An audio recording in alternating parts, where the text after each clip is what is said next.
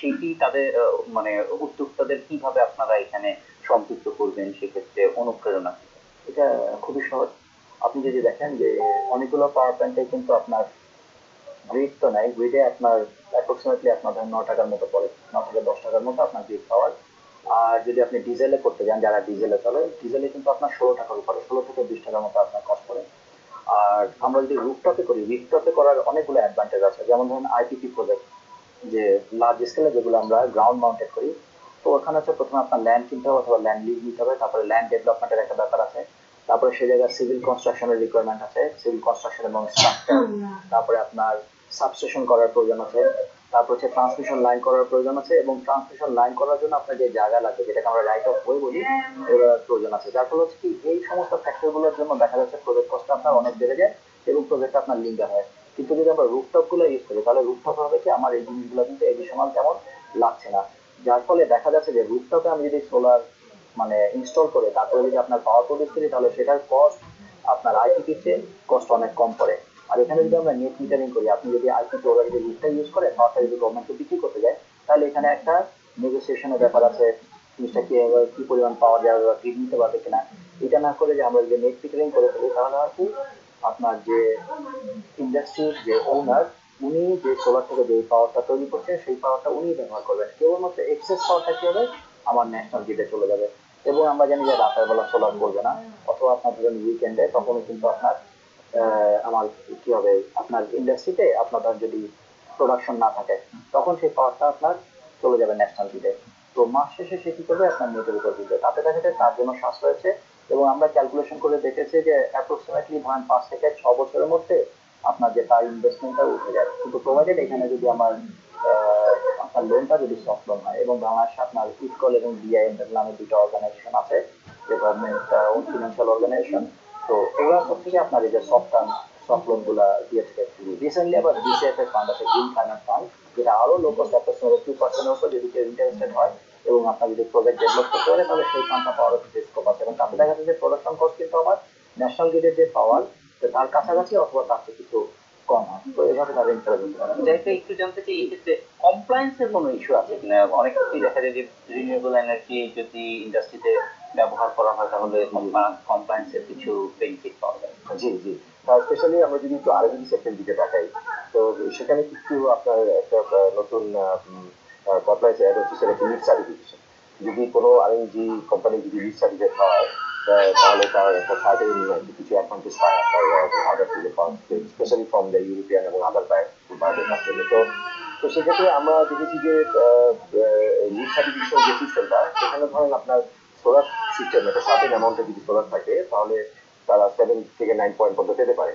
তো এই পয়েন্টটা যোগ হলে নর্মালি যে সার্টিফিকেশনে ও নর্মালি ওই কোম্পানিটা ধরেন সিলভার সার্টিফিকেট হতো, সে এটা গোল্ডে অথবা এক জাম্প করে হয়তো প্লাটিনামে চলে যাবে। তো এই কারণে রিসেন্টলি আমরা দেখেছি যে অনেক আরএনডি সেক্টর মানে এই সোলার যেতে ইচ্ছুক, স্পেশালি যেটা সারিয়ার বলেন যে 6%-এর ইকুয়াল এই লোনটা দিচ্ছে ফর আরএনডি সেক্টরের জন্য।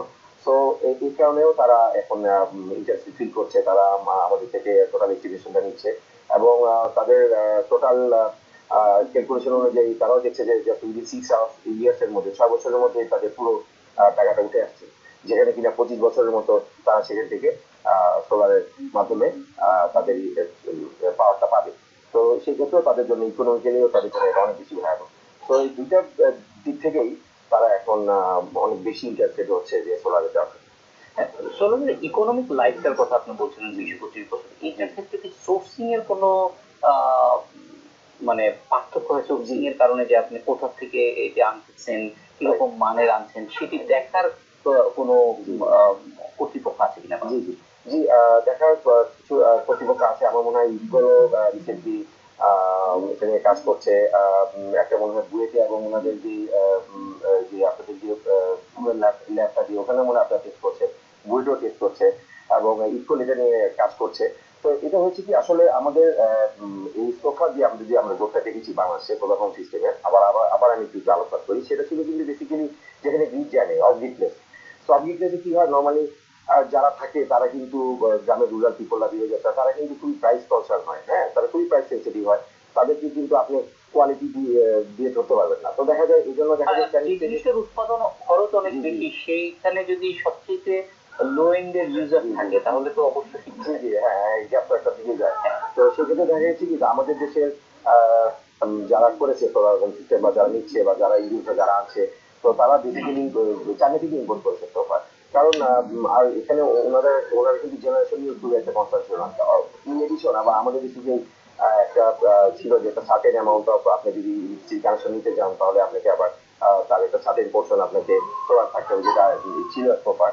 তো সেখানে আমরা দেখেছি যে বা শুনেছি যে অনেক সময় কোয়ালিটিটা ভালো ছিল না। আমরা আমাদের কাছেও যে তথ্যগুলি আছে সেটা হচ্ছে যে এই যেহেতু নীতিগতভাবে সরকারের একটা অবস্থান ছিল, অনেক সময় দেখা যায় যে কানেকশন নেওয়ার জন্য হয়তো প্যানেল আনা হয়েছে, উৎপাদনের দিকে আগ্রহী ছিল না, এটার লাইফ নিয়েও কমার্শিয়াল লাইফ নিয়েও খুব বেশি।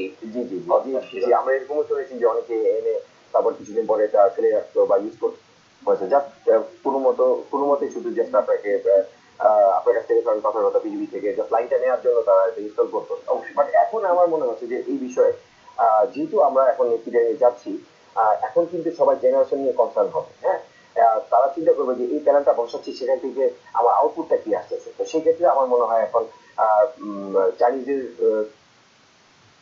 এতদিন ধরে ধরেন ডোমিনেট করেছে, সেটার তুলনায় ধরেন ফ্রম জাপান জার্মানি এই ধরনের প্যানেলস গুলা আমার মনে হয় মানুষ সিরিয়াসলি কনসিডার করবে লাগানোর জন্য। এবং শারীরিকভাবে একমত হবেন যে এখন মনে হয় জার্মানি আর ধরেন বা চায়না ওদের মধ্যে কিন্তু প্রাইস ডিফারেন্স আগের মতো নাই। আমার মনে হয় যে সেক্ষেত্রে আমরা কোয়ালিটি প্যানেল গুলো আনতে পারি। এবং যেহেতু আমাদের সোলার প্যানেলের এবং লার্জ স্কেল প্রজেক্ট গুলো যদি আমি ধরেন যেখানে আপনার 300-200 একর মতো জায়গা লাগছে, সেখানে যদি আমি একটা কম দামি চাইনিজ প্যানেল আমি একটা বসাই, সেখানে যদি আমাকে 5 বছর পরে আমার সার্টেন আউটপুট আর না আসে, তাহলে কিন্তু আমার পুরো জায়গা শেষ, আমার প্রজেক্ট শেষ, মানে everything will be then. So এই ক্ষেত্রে আমি মনে করি যে আমাদের এখন একটা সার্টেন রেগুলেশন থাকা উচিত, যে অবশ্যই সার্টেন কোয়ালিটি মেনটেন করে কোয়ালিটি আমরা। কনসার্ন হওয়া খুব অপারেশনে আমরা যাচ্ছি। আমরা আরেকটা বিরতিতে যাব, এই ব্যাপারটা একটু জানতে চাইবো যে কমার্শিয়াল অপারেশনের ক্ষেত্রে কাজ করার প্র্যাকটিক্যাল কি কি চ্যালেঞ্জ আপনাদের সামনে আছে, এবং জমিতে একটা বড় চ্যালেঞ্জ